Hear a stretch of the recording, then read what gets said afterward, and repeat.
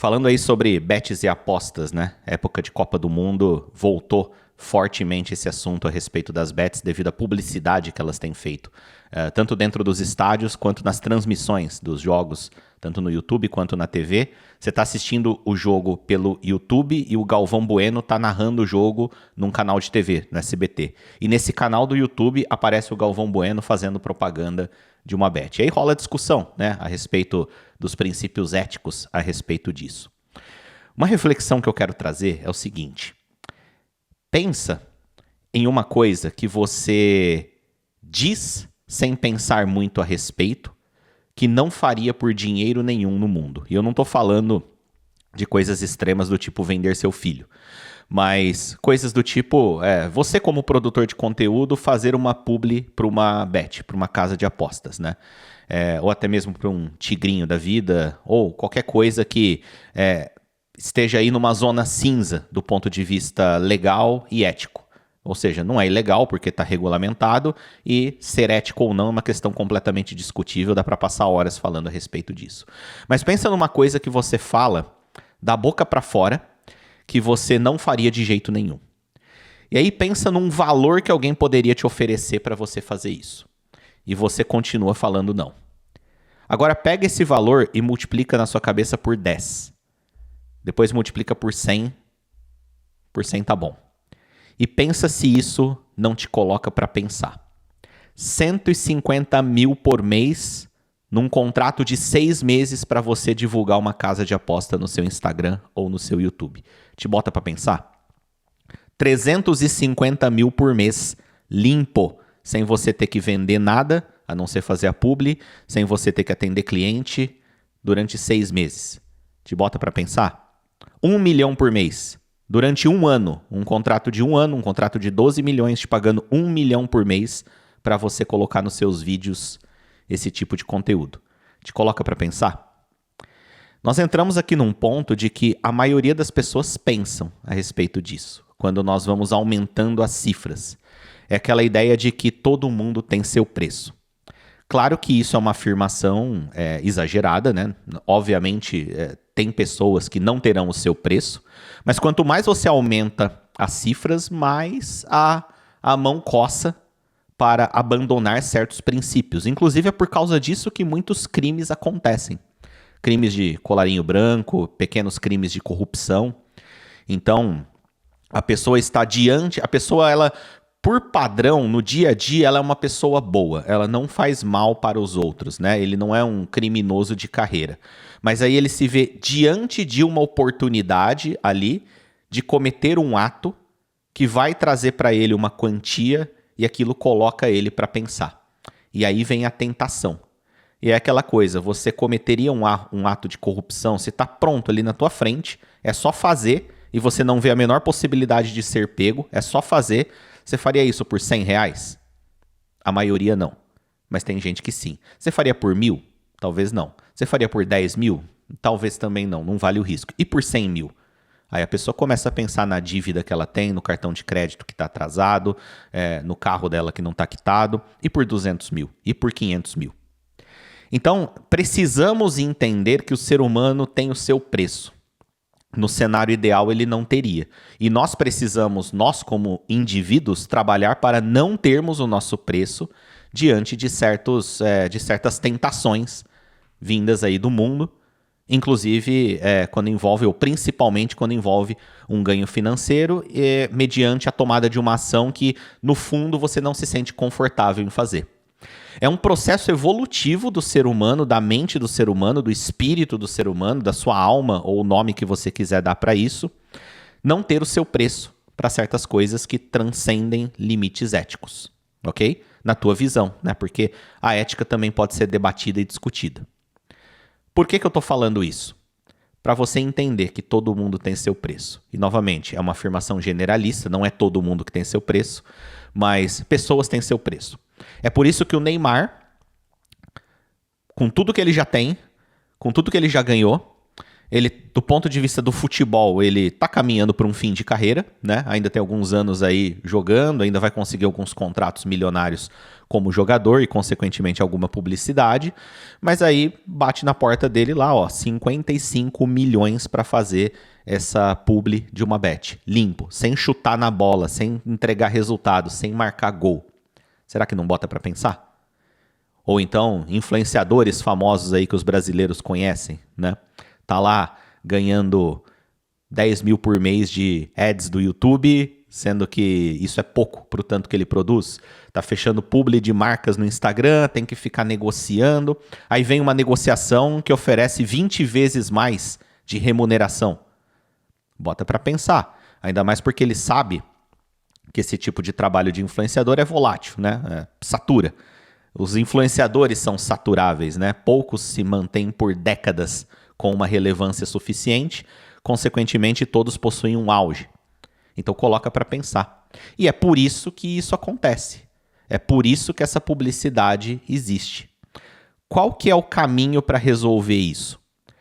A verdade é que eu não sei, não estou aqui para dar uma solução. Regulamentação é uma coisa altamente discutida, né? Foi regulamentado, só que aí entra um ponto que a partir do momento que foi regulamentado, aquilo se torna legal, desde que cumpra os requisitos da regulamentação. E boa parte dessas publicidades de bet que tem acontecido não só no Brasil quanto no mundo são regulamentadas, consequentemente estão dentro da lei. Então, a sociedade, né, de alguma forma, através dos representantes políticos, autorizaram a fazer isso. Mas não deixa de ser um veneno, né?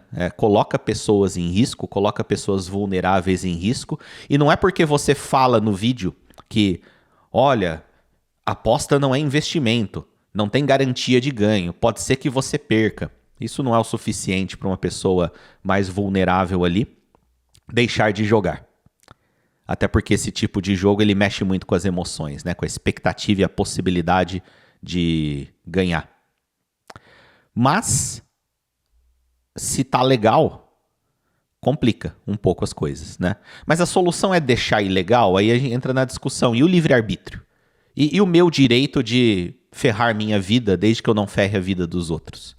Ou que eu não coloque uma arma na mão na cabeça de alguém para ferrar a vida dele? Né? E o meu livre-arbítrio? E se eu jogo com responsabilidade, por que vão me proibir de jogar com responsabilidade? Porque o outro não joga com responsabilidade, sendo que ele jogando sem responsabilidade não me afeta diretamente. É algo a se pensar também. Quando a gente entra na discussão ética, tem esse ponto para se considerar também. Mas eu acredito que no longo prazo, a solução para esse tipo de coisa, ela vai da transformação do indivíduo. Ela vai do aprendizado. Assim, eu chego a pensar que pessoas têm que se ferrar para que a sociedade como um todo aprenda a não cair nesse tipo de furada. E eu sei que isso é triste, mas se nós olharmos para a história, as coisas que passaram a ser socialmente repudiadas e que entraram na cultura da sociedade para não serem aceitas, não foram resolvidas através de regulamentação ou de leis, mas sim de um grande número de pessoas tendo problemas com aquilo e, consequentemente, as pessoas em volta delas e aquelas que se envolveram aprenderam uma lição. Um exemplo são as pirâmides financeiras e marketing multinível.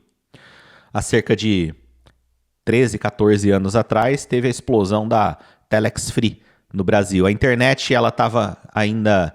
A internet já era fortemente presente na nossa vida, né? Mas a internet via smartphone estava engatinhando. Tinha muitas pessoas inclusas no mundo digital muito recentemente. E essa pirâmide, ela chegou bem na época que pegou esse público.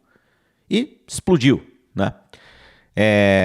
Nessa época, pessoas mais velhas já alertavam sobre pirâmide, porque houveram pirâmides financeiras que não necessariamente eram na internet, ou engatinhavam muito na internet, que lesou muitas pessoas.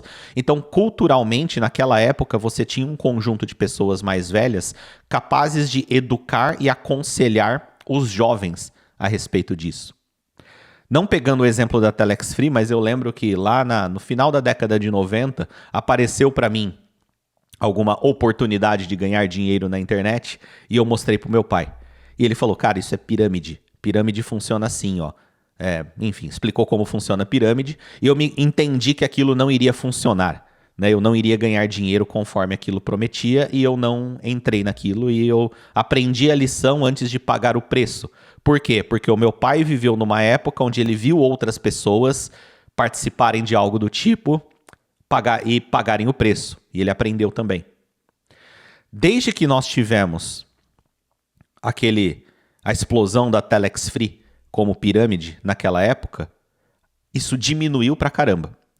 Muita gente foi lesada, todo mundo tem um conhecido ou próximo de si ali, numa segunda camada social, tem alguém que foi prejudicado por isso. Haviam outras pirâmides semelhantes naquela época, mas elas foram diminuindo. Surgiu alguma coisa envolvendo criptomoeda depois e tudo mais, mas naquele tamanho de impacto, diminuiu significativamente, porque a sociedade aprendeu de forma mais cultural mesmo. Quando vê isso, já repudia. Quando vê isso, já entende que é besteira. E se nós olharmos para a história, as pessoas melhoram o seu comportamento, mas quando a coisa acontece, a bomba explode, pessoas são lesionadas, infelizmente. E aí, tanto essas que foram lesionadas, quanto o entorno delas, aprende a lição. E aí nós passamos a repudiar esse tipo de coisa. Então hoje nós temos pessoas iludidas acreditando em ganhar dinheiro com apostas. Muitas delas vão aprender a lição da pior forma possível. E provavelmente as pessoas no entorno dessa que aprendeu a lição da pior forma possível se tornarão detratores desse modelo. E a própria pessoa que aprendeu a lição também se tornará um grande detrator. E eles vão passar isso para seus filhos, vão passar isso para os sobrinhos, vão passar isso para os amigos mais novos. E com o passar do tempo, culturalmente, nós desenvolvemos outra visão a respeito disso. Parece um pouco utópico, né? Eu estou sendo um pouco positivo falando que isso vai acontecer. Não estou falando que isso vai acontecer. Eu estou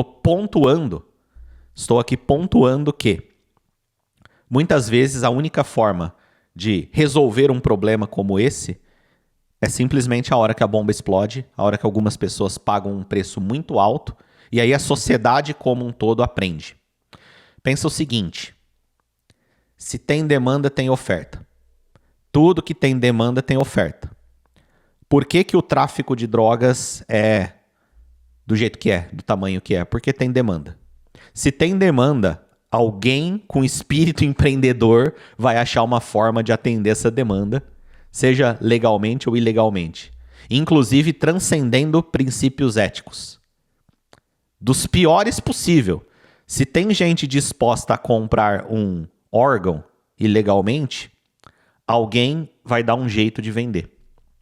Então, quando a demanda deixa de existir, a oferta naturalmente tende a diminuir. Onde tem demanda, tem oferta. E às vezes acontece de alguém inventar uma oferta e aí existia uma demanda não consciente sobre aquela oferta. Exemplo de pirâmide, exemplo de bet, coisas do tipo, né? Bets já existiam fora do Brasil, casas de apostas presenciais existem na Europa há décadas, né? Mas online é uma coisa que foi nos últimos anos aqui que se proliferou, né? E chegou no Brasil. Então, existia uma massa de pessoas com potencial de ser demanda para aquilo. Quando chegou a oferta, eles se ativaram como demanda. Mas as coisas proliferam ou diminuem quando a demanda prolifera ou diminui. Então, eu acredito que isso só vai mudar o dia que a demanda diminuir. Enquanto houver demanda, haverá oferta. Me diz aí o que você acha, se isso faz sentido para você. A gente se vê no próximo vídeo.